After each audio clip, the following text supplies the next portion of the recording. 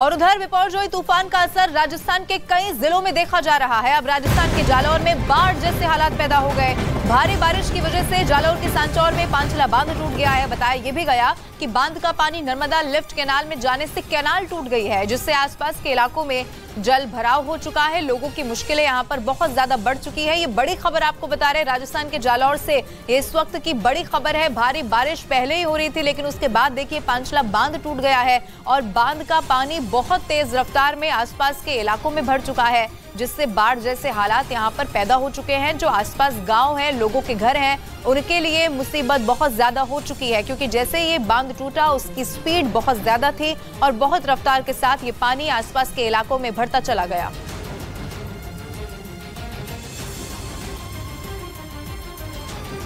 तो ये बड़ी खबर आपको बता रहे बिपरजॉय का पहले कहर गुजरात में देखने को मिला और फिर गुजरात से राजस्थान में ये एंटर होगा। इसकी खबर थी। मारवाड़ का इलाका वो होगा जो सबसे ज्यादा प्रभावित होगा। और जालौर आप देखिए, यहाँ पर कई गांवों के बीच में संपर्क पहले ही टूट चुका था, लेकिन उसके बाद इस बांध का भी टूट जाना, जब ये बांध टूटा उस वक्त की जो तस्वीर थी वो भी बहुत खतरनाक थी, क्योंकि जब एकदम से बांध टूटा तो पानी की स्पीड ज्यादा थी और फिर आसपास के जो गांव थे उनमें पानी तेजी के साथ बढ़ता चला गया।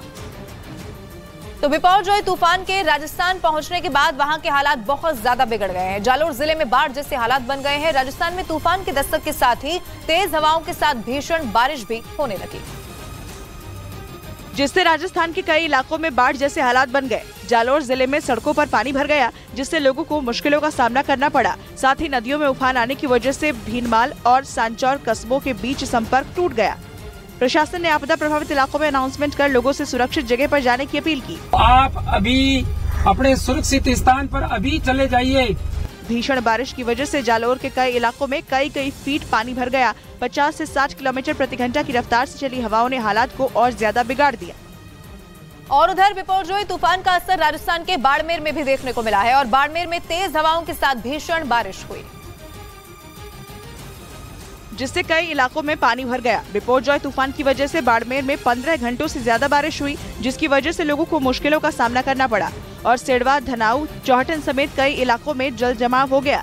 इसके साथ ही कई निचले इलाकों में तो हालात और भी बदतर नजर आए।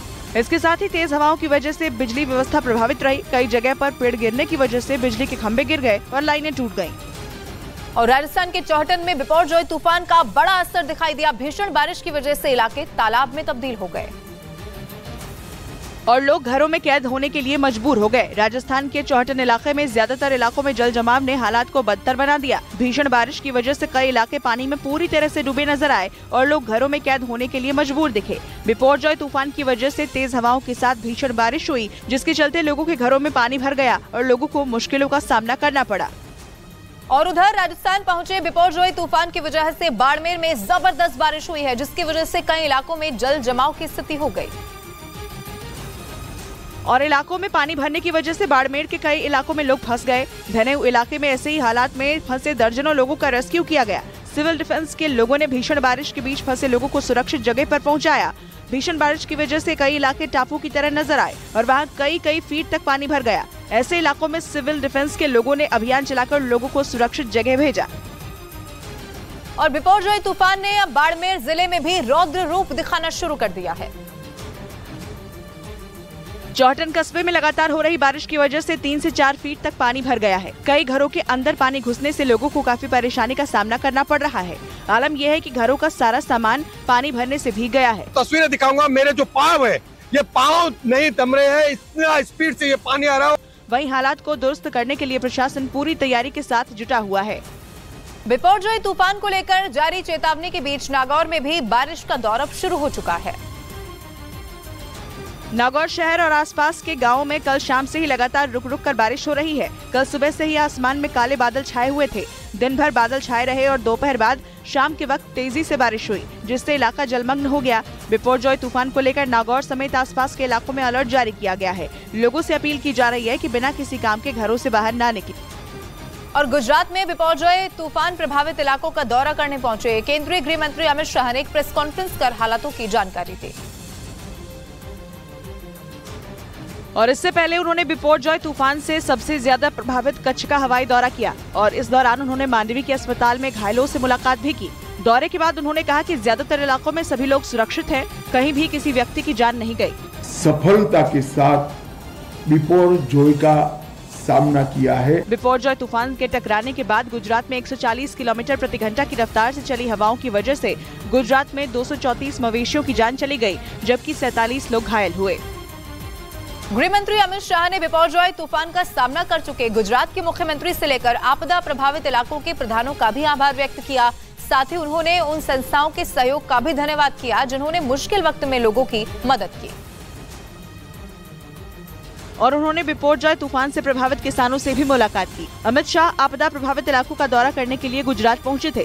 इस दौरान उन्होंने दावा किया कि बिपोरजॉय जैसे भयंकर तूफान के गुजरात से टकराने के बाद भी हालात संतोषजनक रहे। इतने बड़े संकट में से कम नुकसान के साथ गुजरात की जनता को बाहर निकाला गया है।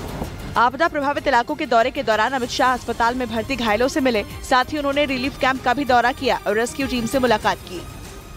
गुजरात में बिपोरजॉय तूफान की वजह से सबसे ज्यादा नुकसान बिजली विभाग को पहुंचा है। आपदा प्रभावित इलाकों का दौरा करने के बाद केंद्रीय गृह मंत्री अमित शाह ने हालात सामान्य करने की कोशिशों पर जोर दिया।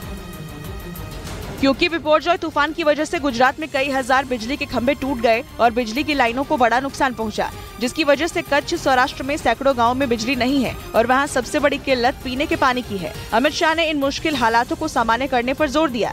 20 तारीख की शाम तक सभी गांवों में बिजली रिस्टोर कर देना। उन्होंने बताया कि आपदा प्रभावित लोगों को जल्द से जल्द उनके घरों तक पहुंचाने की कोशिशें जारी हैं और उम्मीद जताई कि अगले 2 दिन में सभी को उनके घरों तक पहुंचा दिया जाएगा। प्रधानमंत्री नरेंद्र मोदी आज मन की बात करने वाले हैं। प्रधानमंत्री नरेंद्र मोदी के मन की बात का ये 102वां एपिसोड आज होगा।